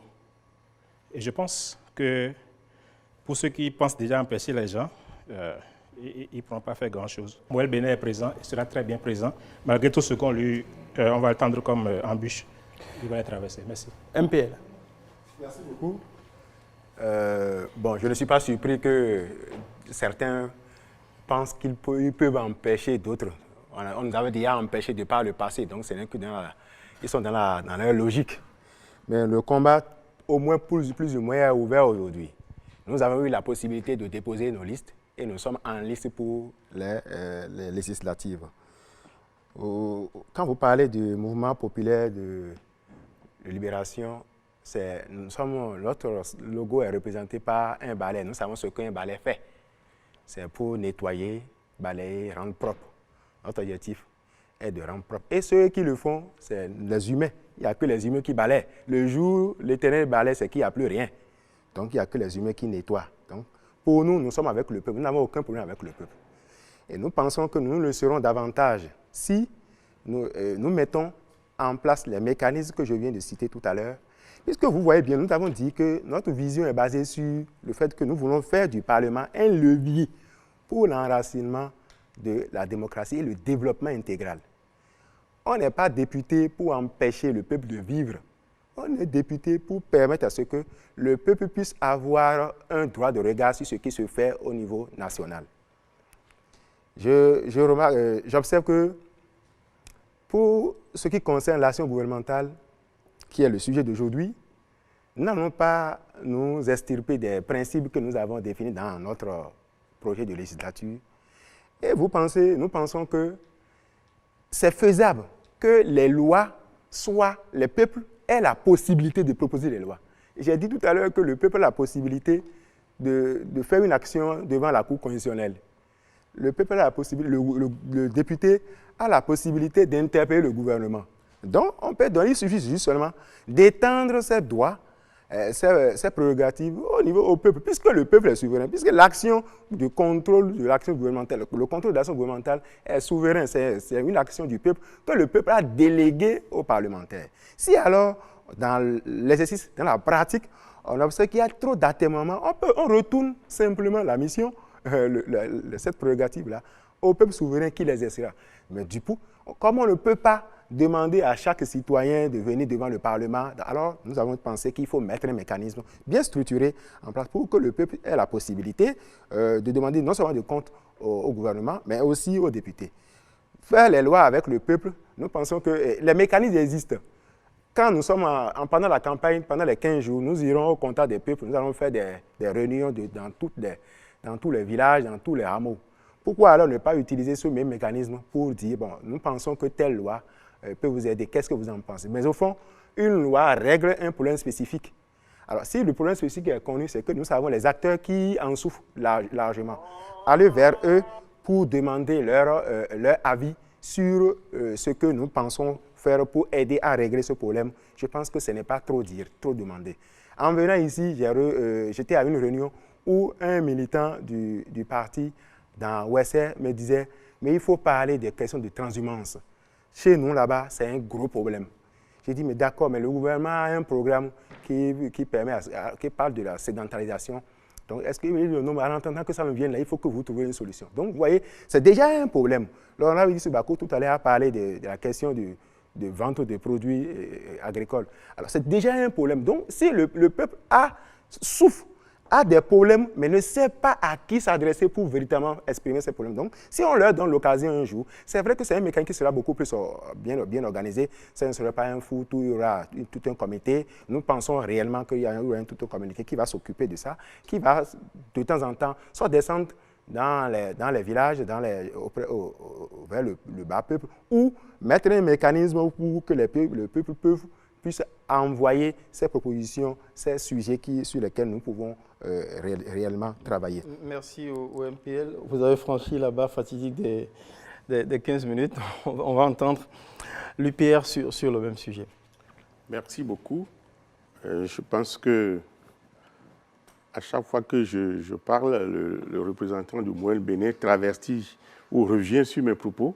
Ce que j'ai dit, cette fois-ci, il a été suivi par le représentant du MPL, peut-être par mégarde. Ce que j'ai dit, pour dire que je vais empêcher certains d'accéder au Parlement, ce n'est pas extraordinaire.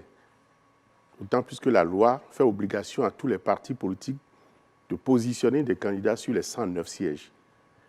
Et nous n'avons pas positionné des farfelus, nous n'avons pas bouché des trous, nous voulons lever tous les sièges. Donc chaque parti qui positionne 109 a l'ambition de lever les 109 sièges et par essence, veut empêcher les autres d'avoir du député. Tous les partis ici qui sont candidats veulent nous empêcher à l'UP de retourner au Parlement. De même que nous voulons vous empêcher de lever les sièges. Ce n'est pas extraordinaire, ça. C'est la compétition. Chacun veut gagner tous les sièges. C'est ce que j'ai dit. J'ai dit sur le terrain. Je n'ai pas dit pas un autre mécanisme. J'ai dit sur le terrain. Donc, ce n'est pas extraordinaire, ce n'est pas difficile à comprendre ça. Alors, l'UP, le Renouveau, c'est un parti de masse, un parti du peuple, un parti en phase avec les aspirations du peuple, un parti dont l'idéologie est de se préoccuper des besoins du peuple, des difficultés du peuple et de tout faire pour que le peuple s'en sorte. Et tout ce que nous faisons, c'est pour le peuple. Et d'ailleurs, nous ne sommes pas, il n'y a pas de césure entre le peuple et nous. Depuis 2018 que l'UP Le Renouveau est créé, l'UP est créé puis devenu l'UP Le Renouveau, le peuple massivement vote pour l'UP Le Renouveau. En 2019, en 2020, nous sommes aujourd'hui le plus grand parti politique du Bénin. Parce que le peuple l'a voulu ainsi. Et nous allons le démontrer encore le 8 janvier, confirmer cela, asseoir notre hégémonie, parce que le peuple le veut ainsi, parce que le peuple pense que nous sommes le parti qui représente le mieux ses aspirations, qui porte le mieux ses aspirations. Et à l'interne, nous avons des mécanismes, des dispositifs qui permettent que les militants de l'UP Le Renouveau soient formés pour pouvoir être proches du peuple. Et tous les candidats que nous avons positionnés, c'est des candidats qui ont subi déjà des formations, parce que nous avons déjà opérationnalisé l'école de formation du parti, qui forme assez les militants sur toute l'étendue du territoire pour dire comment est-ce qu'on est proche du peuple, comment est-ce qu'on résout on aide le peuple à résoudre ses problèmes. Et les députés de l'Union progressiste, le Renouveau, portent les aspirations du peuple à l'Assemblée nationale. Et au sein de notre groupe parlementaire, il n'y a pas de loi qui vienne à l'Assemblée nationale sans que nous nous assoyions là-dessus, sur cette loi, de réfléchir sur les impacts que cette loi aura sur le peuple que nous représentons. Et nous apportons nos amendements par rapport à ces lois, et les amendements sont acceptés. Je peux dire même que pour le budget que nous venons de voter le 1er décembre passé, le projet de budget qui a été introduit, l'UP, le groupe parlementaire de notre parti, s'est assis pour formuler, pour proposer des amendements afin que le budget qui sera finalement voté puisse traduire les désirata donc du peuple dont nous sommes mandataires à l'Assemblée nationale. Et cette année, ça n'a pas raté. Je pense que près de 84% de nos amendements ont été acceptés. Ça veut dire que l'UP Le Renouveau a agi sur le budget, la mouture initiale introduite par le gouvernement, pour permettre que la loi de finances votée finalement puisse permettre de résoudre les problèmes des populations. Et nos amendements ont permis d'envoyer des solutions à beaucoup de problèmes que les peuples, les populations nous ont posés, que nos mandats nous ont posés. Qui sont les peuples? Donc, nous sommes un parti proche du peuple et je pense que nous allons continuer dans ce sens. Vous avez été entendu suffisamment sur le sujet, parce que vous avez largement excédé au-delà des 15 minutes le temps imparti. On va entendre... L'IDBN, on entend l'IDBN. Voilà, pour finir. Merci. Les législatives de 2019, c'est une parenthèse qu'il faut vite refermer. On ne peut pas se baser sur ça pour apprécier, jauger sa popularité et par rapport au peuple. Ensuite, j'ai noté une sorte de velléité à une révision de la Constitution, suivant les interventions qui étaient que j'ai entendues là. Quand on me parle de la motion de censure, je voudrais rappeler qu'on ne peut parler de motion de censure que dans un État, dans un dans un régime parlementaire.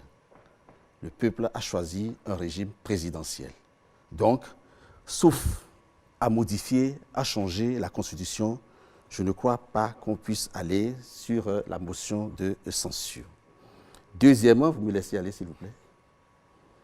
J'ai entendu la relation député, peuple-député comme une relation mandat-mandataire. Le peuple a donné mandat aux députés. Et pendant qu'il détient ce mandat, le peuple, sauf référendum, ne peut plus intervenir pour lui arracher le mandat. Il va patienter et attendre la fin de la mandature pour arracher, sanctionner son mandataire. Je crois que c'est ce qui est cohérent. C'est ce qui peut être fait en l'état du régime que nous avions choisi. Pour répondre maintenant à comment faire pour renouer avec le peuple, vous avez fait allusion à la formation au niveau, à l'école des partis et autres. Je crois que ce n'est pas l'école des partis qui va régler la question. D'abord, nous devons reprendre le civisme, l'éducation civique depuis le primaire, pour déjà commencer à apprendre au peuple ses droits et ses devoirs. Rendre obligatoire l'école de formation au niveau des partis. Le militantisme s'enseigne au niveau des partis. Mais cette formation ne peut pas aller jusqu'à la pratique parlementaire. C'est la raison pour laquelle j'avais dit tantôt que dès qu'une législature s'installe, il faut un temps de formation pour éduquer, enseigner, rappeler aux députés ses droits et ses devoirs, ce qu'ils doivent faire, quelles doivent être ses relations avec le peuple. Oui, nous devons être avec le peuple que nous représentons. Oui, c'est ce peuple qui nous donne mandat, qui nous a donné mandat de le représenter. Nous ne pouvons pas tourner dos à ce peuple.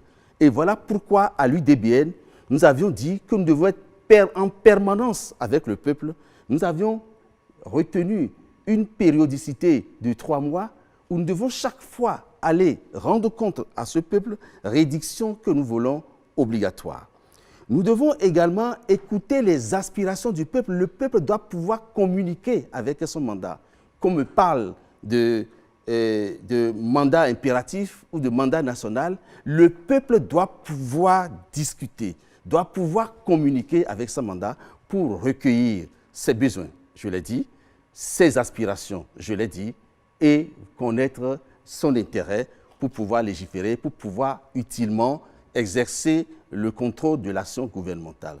Si vous ne connaissez pas les besoins, les aspirations, si vous n'êtes pas au fait des intérêts du peuple, vous ne pouvez pas contrôler, je veux dire, l'action du gouvernement. Voilà donc à l'UDBN ce que nous allons faire. Et cette pratique existait. Associer les peuples, associer les experts à l'élaboration de la loi, cette pratique a disparu. Il y avait une structure qui marchait, qui préparait, qui élaborait, qui étudiait, parce que ce n'est pas tout le monde qui connaît la légistique. Ce n'est pas tous les députés qui connaissent la légistique. Il y a des spécialistes, c'est une science. Et une science qui s'enseigne ne peut élaborer des lois qui veut. Le titre de député honorable n'est qu'une casquette qu'on porte. Et voilà pourquoi dans les pays développés, le député a des conseillers autour, des gens qui l'aident à préparer la loi, des gens qui tiennent compte de ces aspirations-là. Pourquoi ne pas le faire ici? Les députés sont déjà assez payés pour le faire. En tout cas, nous avons connu dans ce pays les députés du peuple, je ne sais pas comment, j'ai oublié comment on les appelle, les commissaires du peuple, merci, mais ils n'étaient pas richement payés, ils n'étaient pas vachement payés. Mais ils travaillent pour le peuple, ils ont élaboré des lois qui existent jusqu'à aujourd'hui. Pourquoi ne pas retourner à cette pratique? Pourquoi mettre l'argent? Pourquoi parler chaque fois de moyens, de moyens, de moyens? Le peu de moyens que nous avons, nous pouvons nous mettre véritablement au service de l'Assemblée et travailler pour le peuple et non travailler pour soi. Voilà à l'UDBN ce que nous allons faire. Merci beaucoup. C'est la fin de ce premier exercice du débat justement, le débat consacré aux législatives de 2023. On fera l'effort. Transparence et équité oblige pour que le temps de parole imparti à chacun soit le même à la diffusion pour les téléspectateurs, bien sûr avec le droit de regard des différents partis. C'est en tout appelé à compétir et donc à débattre ici en espérant qu'au prochain débat, on aura la participation du BR, cher François Xavier. Merci Ozias et merci à tous ceux qui nous ont suivis depuis chez eux. C'est bon. Législative du 8 janvier 2023. Le débat.